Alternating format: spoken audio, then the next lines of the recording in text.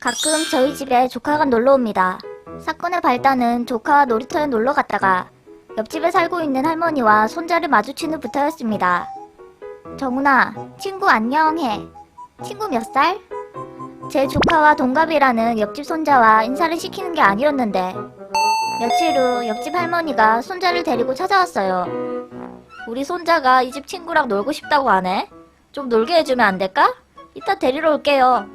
그냥 한번 인사만 한 사이였는데 좀 당황스러웠지만 애들끼리는 금방 친해지기도 하니까 알겠다고 했죠.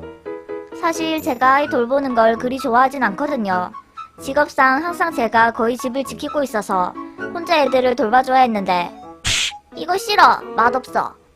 순하고 말 잘 듣는 편인 제 조카와 다르게 옆집 아이는 성격이 좀 까칠한 겁니다.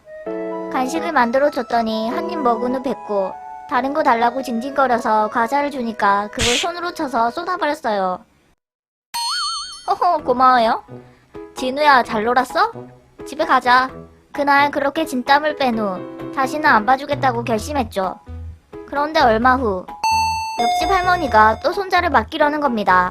우리 진우가 그날 누나가 잘 놀아줘서 너무 좋았나봐. 또 여기서 놀고 싶다네? 오늘 하루만 맡아줘요.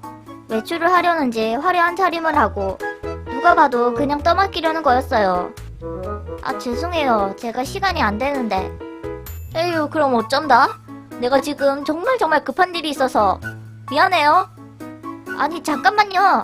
제가 거절하고 있는데 전화 받는 척을 하더니 때를 두고 뛰어가버리는 겁니다. 문 앞에 서 있는 아이를 그냥 둘 수가 없어서 할 수 없이 또 집에 데려왔어요.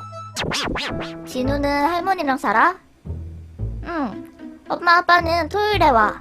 그래서 토요일만 기다려. 조금 짠한 마음도 들었지만 계속 맡아줄 수는 없어서 선을 긋기로 했어요. 그 뒤로 할머니가 몇 번 더 찾아왔지만 거절했습니다. 그렇게 잘 해결되는가 했는데 그 일이 터진 거죠. 어느 날 누가 문을 두드리는 소리가 들려서 나가보니 진우가 서 있었습니다. 진우야, 왜 혼자 왔어? 할머니는? 할머니가 이 집에 가 있으라고 했어. 부탁해서 안 먹히니까 이번에는 아이만 보낸 거였어요. 아무리 제가 몇 번 아이를 돌봐줬다지만 사람이 어쩜 그리 뻔뻔할 수가 있죠? 시간은 계속 흐르는데 옆집 할머니는 돌아올 기미가 안 보이고 진우는 계속 울어대서 열받은 저는 결심을 했습니다. 여보세요? 옆집에서 아이를 혼자 두고 가서 신고하려는데요. 경찰분들이 금방 오셨더라고요. 엄마 아빠 보고 싶어. 할머니가 나 혼자 두고 갔어. 여기서 놀고 싶다고 하라고 맨날 거짓말 시켰어. 제 말보다 아이 증언이 더 빼박이어서 정말 속이 시원했죠. 옆집 할머니는 도대체 어딜 간 건지 전화를 안 받아서 결국 연락받은 진우 엄마가 도착한 후에야 아이는 돌아갔습니다. 그 일로 옆집 할머니는 조사를 받느라 꽤 곤욕을 치렀다고 하더라고요. 그런데 할머니가 절 또 찾아왔습니다. 그동안 우리 진우 돌봐주느라 고생 많았죠?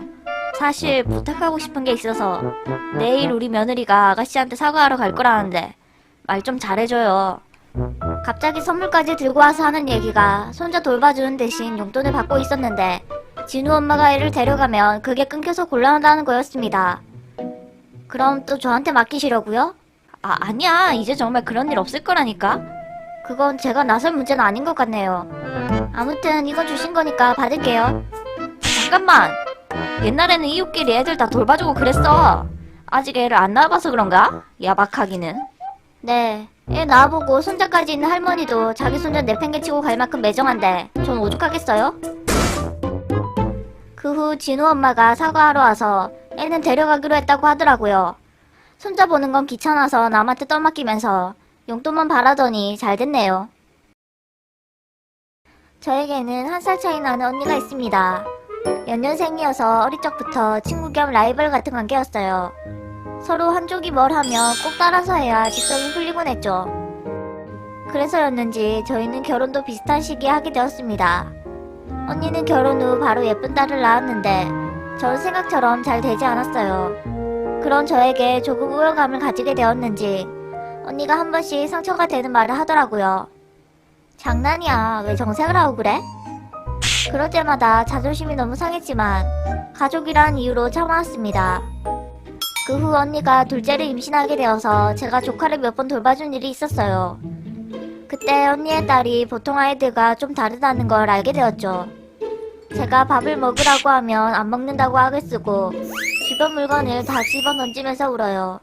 달래거나 타이르다가 안 되면 손도 내봤다가 결국 지쳐서 화가 난 제가 됐다고 치우겠다고 하면 마치 다른 아이가 된 듯 얌전해져서 밥을 먹으며 제 기분이 어떤지 물어봅니다.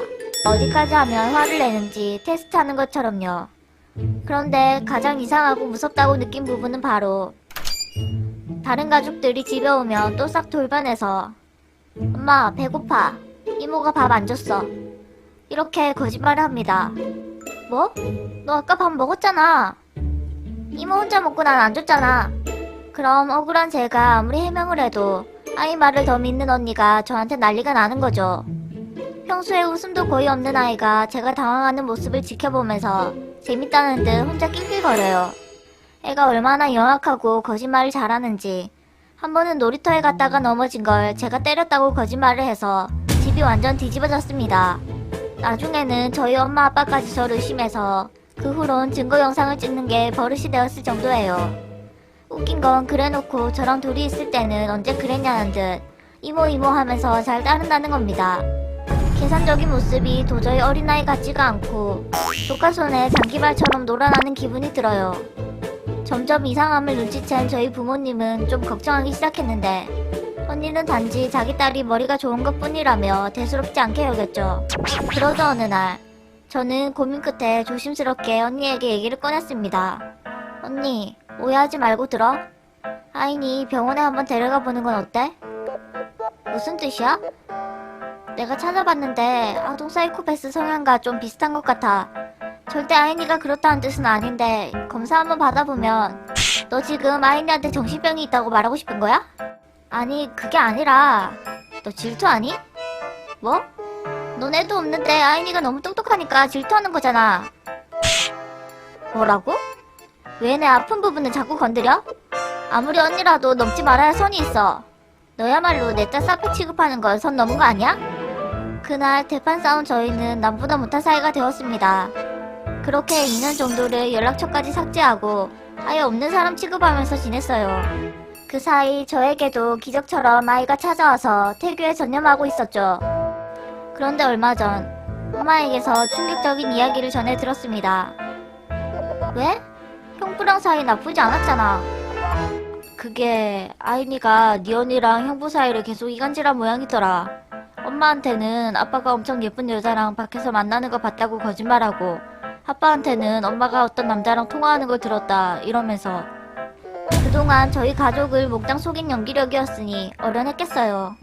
언니와 형부는 처음엔 안 믿었는데 둘째 출산 후 산후 우울증이 겹친 언니가 그 문제로 형부와 계속 다투게 되었고 싸움이 점점 커지게 되었다는 거였습니다. 게다가 아이니의 거짓말과 공격적인 성향이 동생이 태어난 후 더욱 심각해져서 결국 병원 치료를 받고 있다고 하더라고요. 자기 딸 사페 취급한다며 제 진심 어린 조언을 무시하더니 아이만 감싸다가 뒤통수 맞은 언니에게 동정심도 안 들어요. 제가 너무 냉정한 걸까요? 서연아, 수연아. 엄마 친구가 몸이 안 좋아서 잠시 요양하러 가야 하는데 그 친구한테 중학생 딸이 한 명 있거든? 딱 한 달만 우리 집에서 지내면 안 될까? 그렇게 해서 엄마 친구의 딸이라는 이현솔과 저희 집에 함께 살게 되었습니다. 대학생인 저보다 그 아이와 동갑인 제 동생이 더 스트레스였을 거예요. 언니, 이현솔이 자꾸 내 거 훔쳐가. 내 패딩 입고 가놓고 1층들한테 뺏겼다면서 안 돌려줘. 현솔아, 주인한테 허락을 받고 가져가야지. 그리고 뺏겼다는 건 무슨 말이야? 제 동생 물건에 자꾸 손을 대는 현솔이한테 뭔가 물어보기라도 하면 마치 저희 가족이 자기를 괴롭히기라도 한 것처럼 막 오열을 하면서 방에 문을 쾅 닫고 들어가 버리는 겁니다. 야! 서연아, 네가 참아. 자기도 속상해서 그러는 거겠지. 솔직히 온 가족이 객식구인 이현솔의 눈치를 보는 상황이 너무 짜증났지만 참으라는 엄마의 말에 그냥 넘어갔어요. 그런데 엄마 친구한테 전화가 왔더라고요. 내가 너 믿고 우리 딸 맡긴 건데 어떻게 그럴 수가 있니? 현솔이가 일부러 그랬겠어? 안 그래도 눈치밥 먹는 애한테 정말 너무한다. 내가 나중에 돈 줄 테니까 애 옷도 좀 사주고 해. 결국 마음 약한 엄마는 동생이랑 이현솔에게 패딩을 한 번씩 사주며 달래줬어요.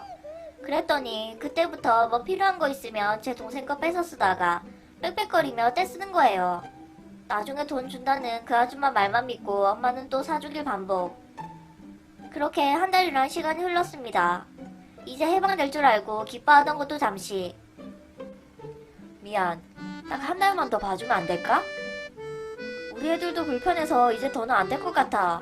그리고 돈은 보내주기로 해놓고 왜 한 번도 안 보내주는 것. 그 아줌마는 자기 딸을 데려갈 생각이 없어 보였어요. 그렇다고 갈 곳 없다는 애를 내쫓을 수도 없어서 불편한 동거는 계속되었습니다. 그러던 어느 날 다른 가족들은 집을 비우고 동생만 혼자 남아있던 시간에 현솔이가 저희 집에 자기 친구들을 우르르 데려온 거예요. 이분들이 우리 부모님이고 여긴 우리 언니. 그럼 쟤는 누구야? 아, 얘는 내 사촌이야. 자기가 이 집 딸인 것처럼 행세를 했대요. 무슨 소리야? 내가 이 집 딸이고 넌 우리 엄마 친구 딸이잖아. 쟤 우리 집 질투나서 이렇게 거짓말 한다니까? 머릿수로 눌려 졸지에 거짓말쟁이가 된 동생은 울면서 저한테 연락을 해왔더라고요. 그 사실을 듣게 된 저는 집으로 날아왔습니다. 야, 이현솔. 너 내 동생 아니잖아. 난 김서연이고 넌 이현솔인데 네가 왜 내 동생이야? 내 동생이 여기 있는데? 이제 그만 좀 나가주지? 다음날 아프다는 사람이 저희 집에 찾아와서 고래고래 소리를 지르더라고요. 우리 딸 입장에서 생각해봐. 안 그래도 예민한 시기에 남의 집에 얹혀 산다고 말하는 게 쉽겠어? 애가 부끄러워서 거짓말 좀 했다고 친구들 앞에서 그렇게 망신해주면 어떡해?